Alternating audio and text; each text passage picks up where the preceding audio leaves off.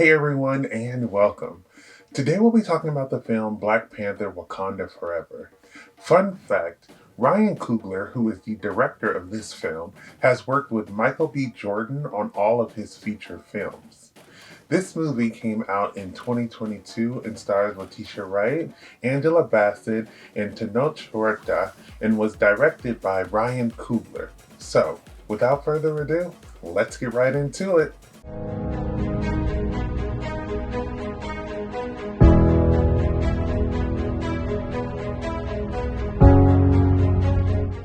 Black Panther Wakanda Forever sees us returning to Wakanda and mourning the death of King T'Challa.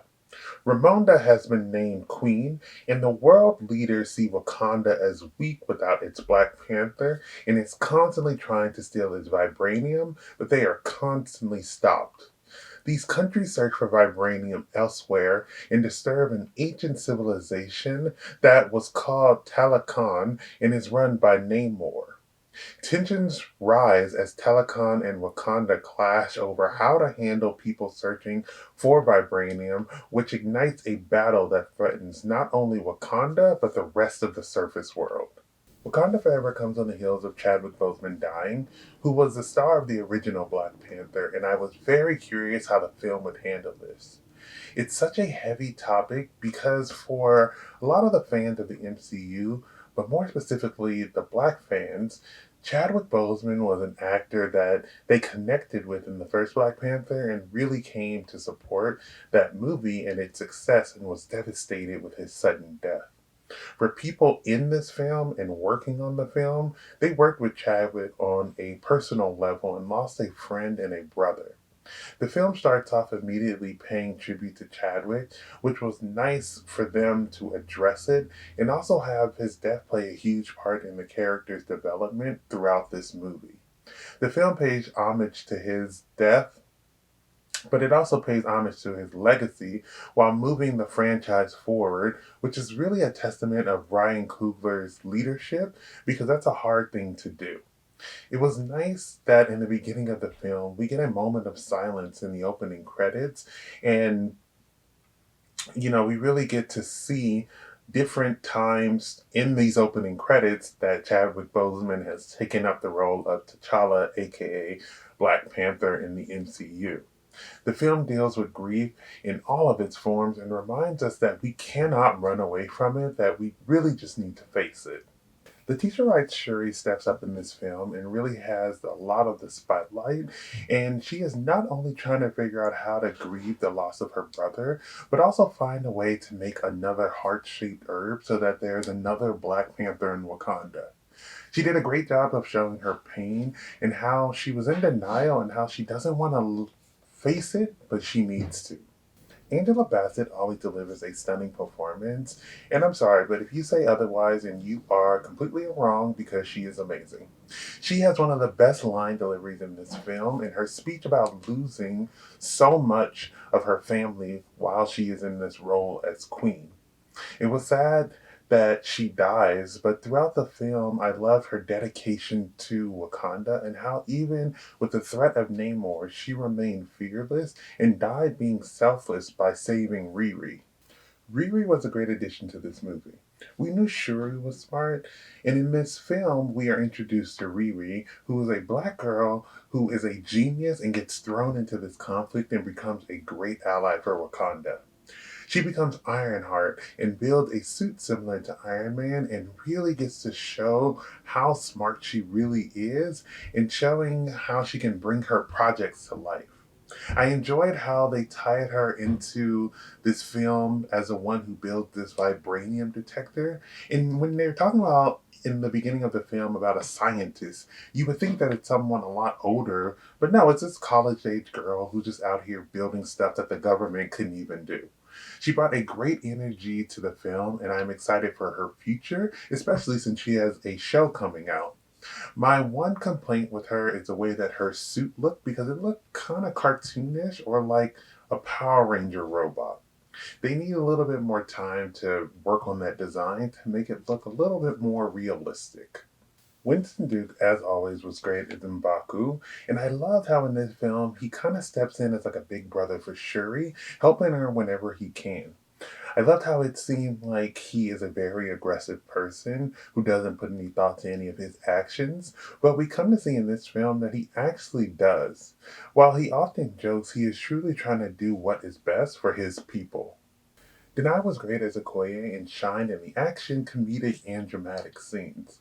In the scene where she loses her ranking as general in Medora, you can tell not just with her words, but by Denai's performance that this is a woman who has given up everything and has nowhere to go following this demotion. I was glad that she gets more film time in this movie to showcase her amazing fighting, as well as being used as an introduction for the Midnight Angels. The Midnight Angels were dope because it was teased in the beginning of the film as a secret weapon, but it was dope to see Okoye and Aneka being partnered together and granted these suits that let them really hold their own against these super-powered foes. Aneka was new to this movie, and in the small scenes that we got with her, I was really happy that she was in the movie, and we could see that she was a very fierce warrior, and I was wondering kind of where her storyline would go throughout the film. I'm really grateful that in this film they showed her pairing up with Denai's Okoye and getting to become a Midnight Angel and not only don these suits but show off their dope skills as well and taking on, some of the Talakon. I look forward to see what happens with these two and hopefully we get more of the Midnight Angels and potentially expand the team. Namor was great as a villain in this film, being this ruthless god who kills Ramonda and attacks Wakanda, and only calls off his people once his life and the lives of his people are threatened. It is interesting to see because his people see him as a god, while the rest of the world would probably see him as a threat.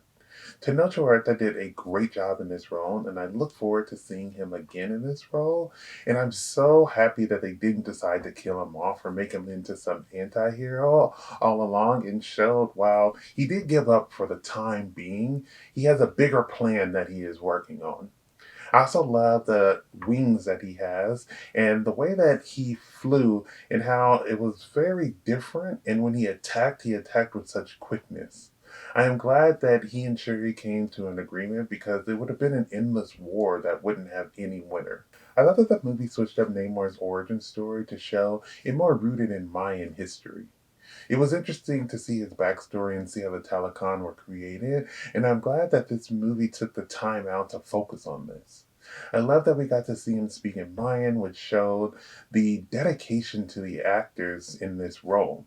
The character designs for the Telecon were also pretty dope, and I loved how they were beautiful and blue, and they had some really cool outfits.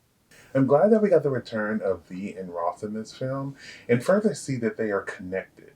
I love how they were in this movie to help tie together Wakanda to the rest of the world, but didn't distract too much from the main plot. I am looking forward to what we will see them in the future. It was nice to see Nakia again, and we see through her how everyone handles grief and loss differently. She couldn't bring herself to come to the funeral of T'Challa, but is still there if the family ever needs any help. I like how, with all of these great warriors in this film, Nakia stands out as one that does things in a stealthy way, not in a brute force way. It was nice in the end to find out that she had a son with T'Challa and that he is actually named after his father. The music in this film is just fantastic. After an amazing soundtrack from the first movie, I didn't expect anything less in this film. I saw some mixed reactions about the Rihanna song Lift Me Up, but when I watched the film, I felt the song fit perfectly in the scene that it was included in. I'm glad that the soundtrack was great to help elevate this movie even more. My favorite part of this movie is when Okoye is on the bridge fighting four of these Talakon warriors.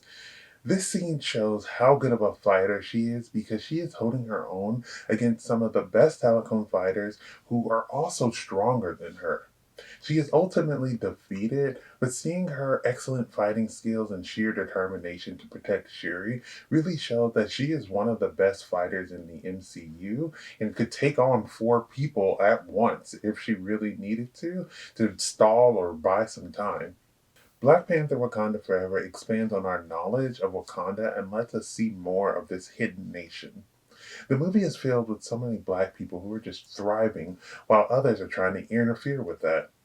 The movie is part of the MCU, but just like the original, it also feels like it's very isolated in its own world. If you haven't seen Black Panther Wakanda Forever, then I suggest that you watch it. Thank you for watching my video. I would love to hear your thoughts down below in the comments. If you have not subscribed, please do so you can keep up to date with more of my videos. But besides that, everyone stay safe, have fun, and goodbye.